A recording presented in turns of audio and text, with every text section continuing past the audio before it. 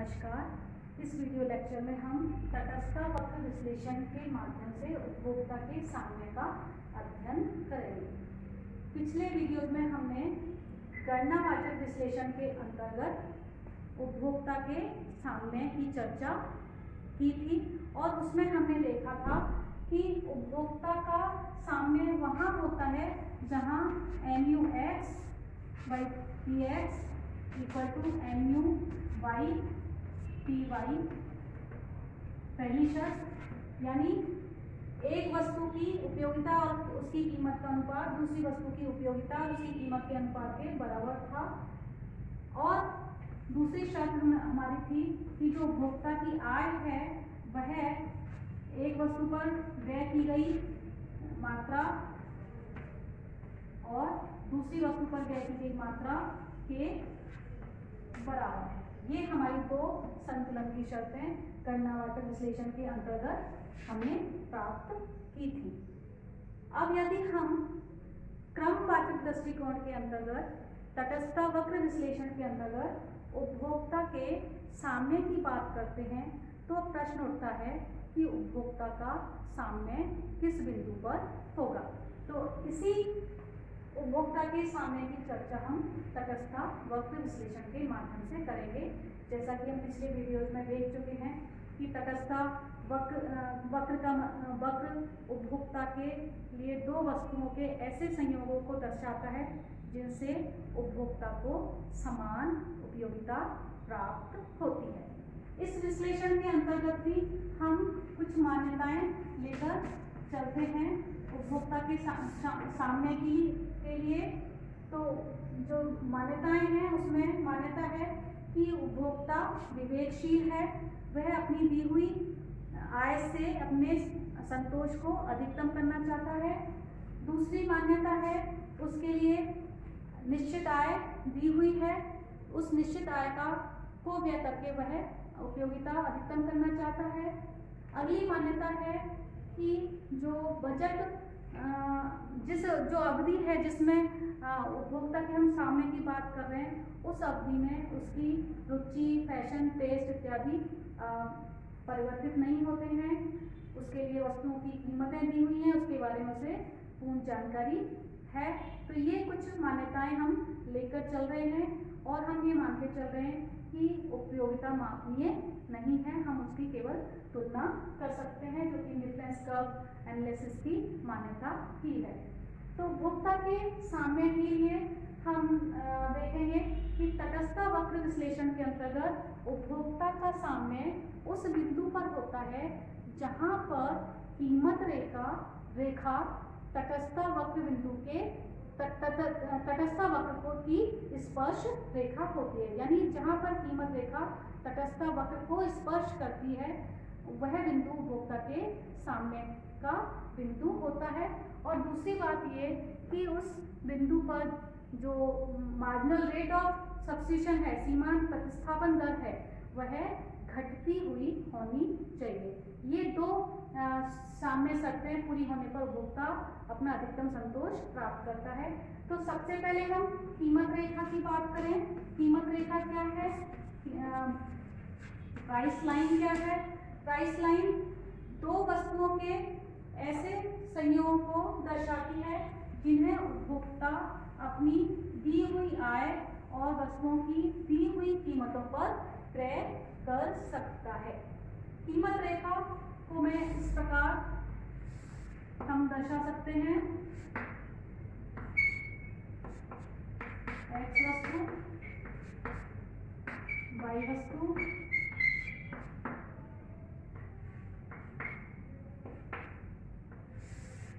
ये मान लीजिए MN कीमत रेखा है। तो उपभोक्ता की आय दी हुई है, अगर दी हुई आय को उपभोक्ता अपनी सारी आय Y वस्तु पर व्यय कर दे तो उसे OM मात्रा प्राप्त हो सकती है, और यदि वह अपनी सारी आय को X वस्तु पर व्यय कर दे तो उसे ON मात्रा प्राप्त हो सकती है। Y वस्तु की कीमत PY है और X वस्तु की कीमत PX है। तो कहने का मतलब है कि जो M है वह P X into X plus P Y into Y होगा। यहाँ पर ये विभिन्न संयोग हैं जिनको उपभोक्ता दी हुई आय और दी हुई कीमतों के आधार पर क्रय कर सकता है। उपभोक्ता के लिए ये मान लीजिए मैं x पॉइंट मान लूँ, तो ये x पॉइंट दी हुई आय और दी हुई कीमतों के आधार पर उसके लिए प्राप्त नहीं हो सकता।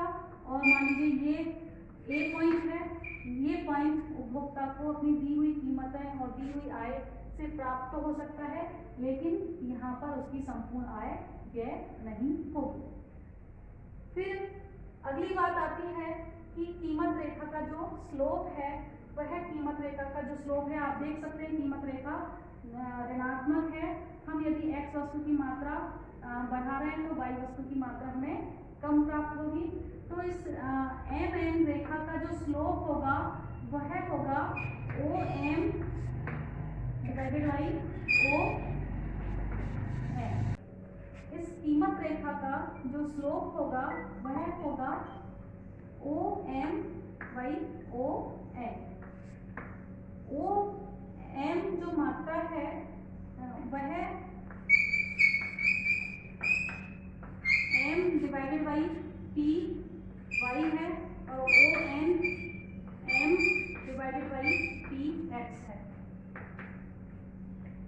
इसलिए जो इसका स्लोप होगा वह होगा m upon P Y divided by m upon P X, that is equal to P X by P Y.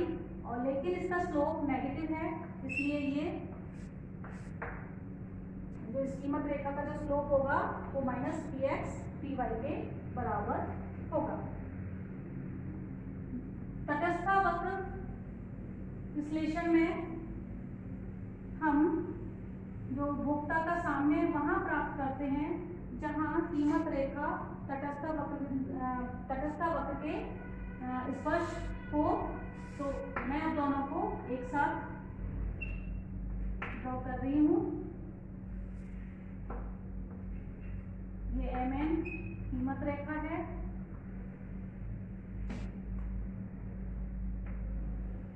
ये IC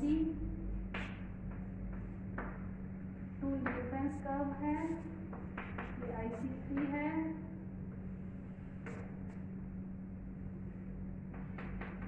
IC1 है, ये E पॉइंट है, ये A पॉइंट है, ये B पॉइंट है और मान लीजिए ये H पॉइंट है। यहाँ X वस्तु है, यहाँ Y वस्तु है। अब इसमें आप देख सकते हैं कि MN कीमत रेखा है। ये हमारा तटस्थ मानचित्र दिया हुआ है जिसमें हमने 3 तटस्थ वक्र लिए हैं, IC1, IC2 और IC3। इस E पॉइंट पर जो उपभोक्ता की जो बजट रेखा है वो तटस्थ वक्र की से स्पर्श कर रही है। इस बिंदु पर तटस्थ वक्र और रेखा और कीमत रेखा एक दूसरे की स्पर्श रेखा है, टेंजेंट पॉइंट है E पॉइंट। तो यहाँ पर उसका संतुलन होगा। इस संतुलन पर कहने का मतलब है कि जो कीमत रेखा का ढाल है और जो तटस्थ वक्र का ढाल है, दोनों का ढाल स्लोप समान होगा। अगर उपभोक्ता X पॉइंट पर जाना चाहे तो उसकी कीमत रेखा और उसकी जो उसको अलाउ नहीं करेगी, उसकी दी हुई आय और दी हुई कीमतों से वो X बिंदु को प्राप्त नहीं कर सकता। हालांकि X बिंदु E से अधिक संतोष को व्यक्त कर रहा है। और यदि उपभोक्ता बजट रेखा के A पॉइंट या B पॉइंट पर है तो भी वह संतुलन में नहीं है, क्योंकि वो A या B पॉइंट से शिफ्ट होकर E पॉइंट पर पहुंचकर अधिक संतोष को प्राप्त कर सकता है, क्योंकि IC2 आपको IC1 की अपेक्षा अधिक संतुष्टि प्रदान करेगा।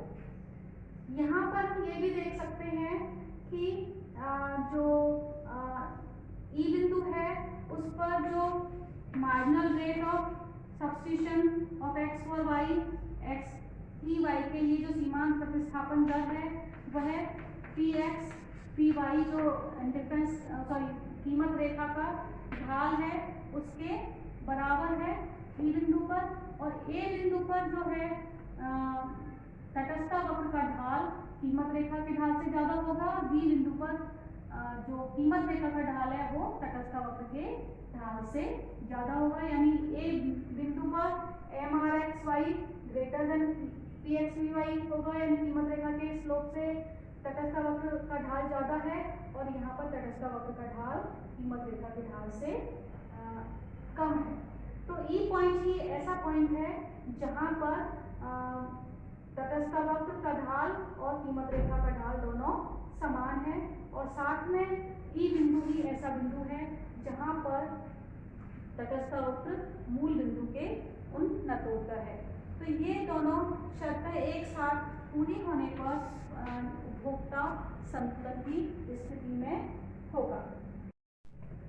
यदि संतुलन बिंदु पर जो तटस्थ वक्र है वो मूल बिंदु के उन्नतोत्तर नहीं होगा तो उपभोक्ता का साम्य स्थायी नहीं होगा।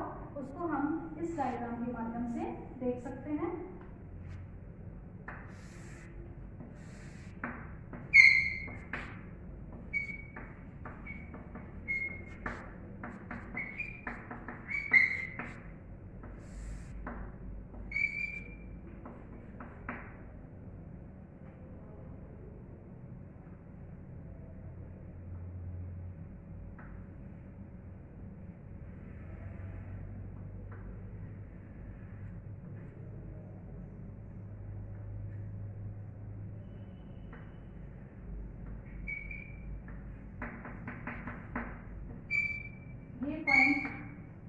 ये पॉइंट पर तटस्थ वक्र का ढाल और कीमत रेखा के ढाल के बराबर है, लेकिन इस बिंदु पर जो तटस्थ वक्र है वह उन्नतोत्तर है, उन्नतोत्तर नहीं है, नतोत्तर है, कॉन्केव है।